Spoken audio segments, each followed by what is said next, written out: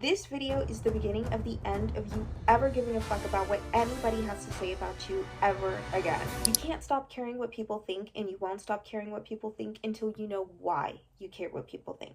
So here's why. You have been conditioned to accept the thoughts and the opinions of the masses rather than to form your own. And I'm not peddling some conspiracy theory here. This isn't something that was intended to harm you. This was actually something you were taught to help guide you through life. In childhood, you see, when we're kids, we are taught, rightfully so, to look up to adults and authority figures to know right from wrong and build the habits that we need in order to be successful adults and good citizens.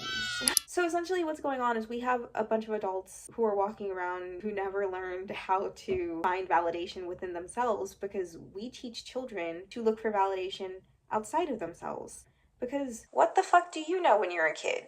Which, yeah, is true to some extent. But also, we should probably teach kids how to think for themselves. There needs to be a nice, fun balance. But that's not the point of this video. That's for another conversation another day. Back to the topic at hand. Why you care what people think. You value other people's opinions more than you value your own. You now subconsciously walk around with a belief that other people generally probably know more than you do and probably are more justified in their thoughts and their opinions than you are. That's why you say, I don't know, or you know what I mean, after you say something that was totally reasonable, rational, and sensical. Something that didn't need any justification whatsoever, but you somehow still felt insecure about. You weren't insecure about what you were saying, you were insecure about it because it was coming from you.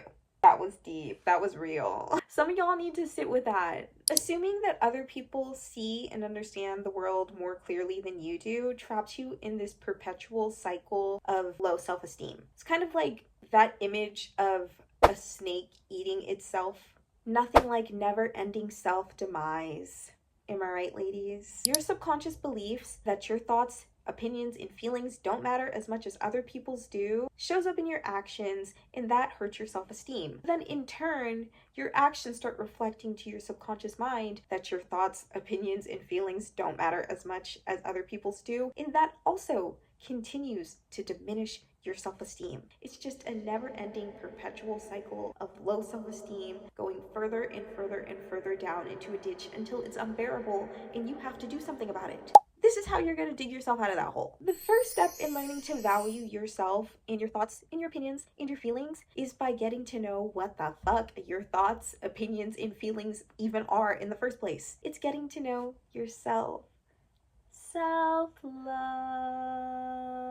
Self-love, what I'm all about. I bet you the vast majority of the time you never even ask yourself what your opinion is. Never even take the time to mindfully consider what your opinion is. And you might be thinking, I know what I like, I know what my thoughts are, I know what my feelings are, but I mean being mindful about it. I mean cranking out the motherfucking journal. I mean, do you have a daily mindfulness practice going? Do you take your time to actually sit down and intentionally ask yourself, what do I think about this thing?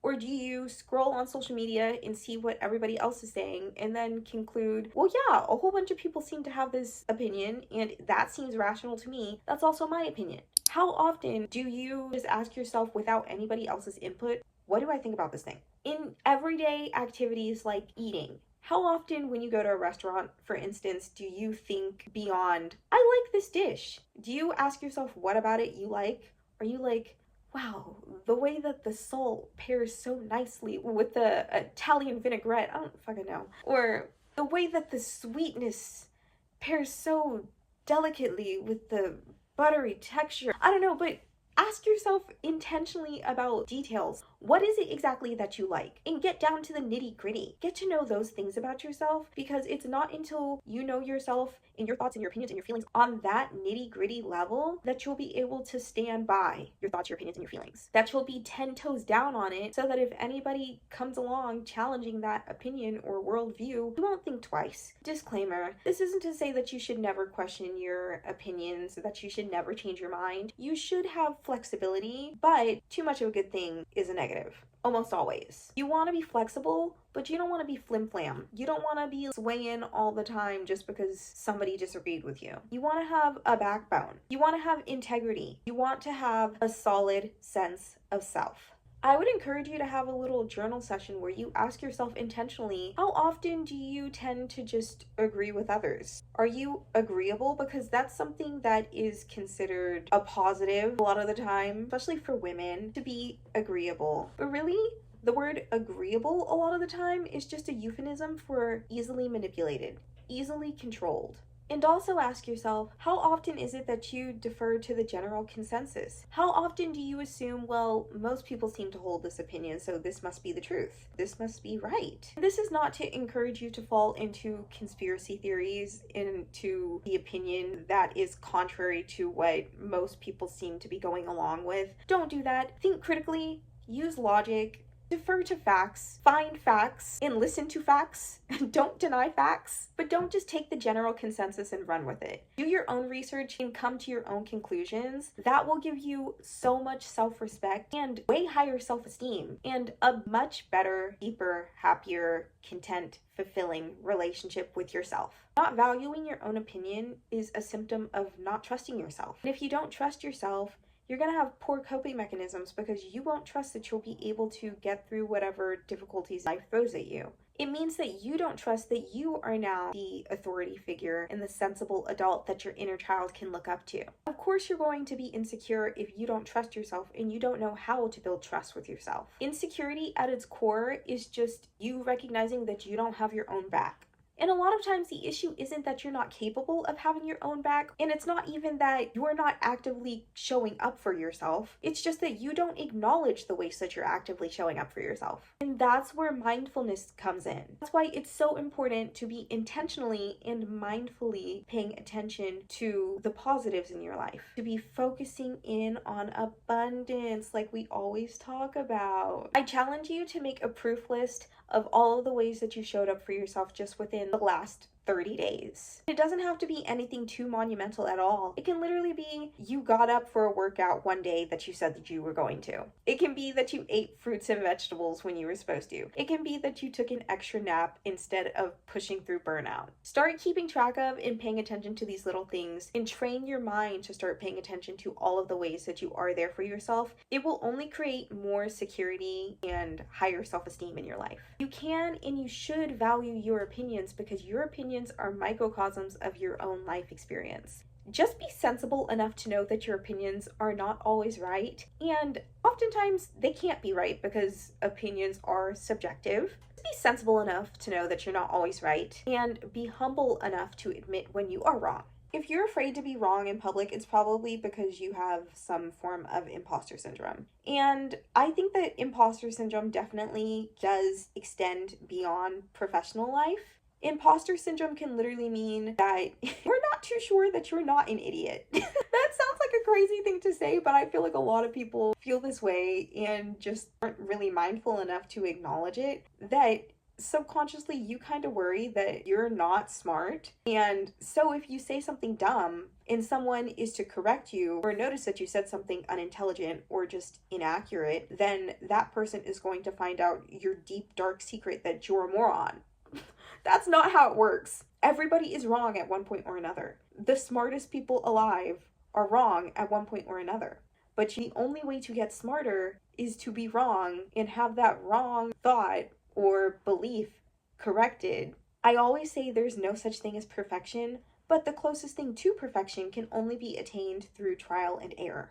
So you're gonna have to experience error. You're gonna have to be willing to be wrong, and to be wrong publicly in front of people that you perceive to be important and more knowledgeable and smarter than you, and all these other things that don't really matter at the end of the day. And it's only going to improve your quality of life. It's only going to improve your intelligence. It's only going to elevate you as a person. The moment that you get over yourself and get over your fear of being found out is the moment that you get found. And you realize, it's okay. I can and will be accepted even when I'm wrong, even when I'm cringy, even when I'm all these things that I've been conditioned to believe I don't have permission to be. All you have to do is become aware of these fears and become aware of these subconscious beliefs, and then slowly start to release them. Acknowledge them. Don't shame yourself for them further. It's okay to feel these things. We're all working through these things. The difference between the people who find success and happiness is that they have the courage to face these things head on, that they put in the work, that they're not just bypassing it and thinking, oh, just because I know that that's an issue, I'm aware. Awareness means doing regular, intentional work to release these things and then therefore evolve into a person who is freed of their attachment to these worries and these fears. Don't half-ass it. Once you know that it's a problem, you don't have to fixate on it, nor should you, but don't chicken out of facing it head on for as long as you need to until it's not really an issue for you, until it's no longer holding you back. In conclusion, this is a much simpler issue than most people assume that it is.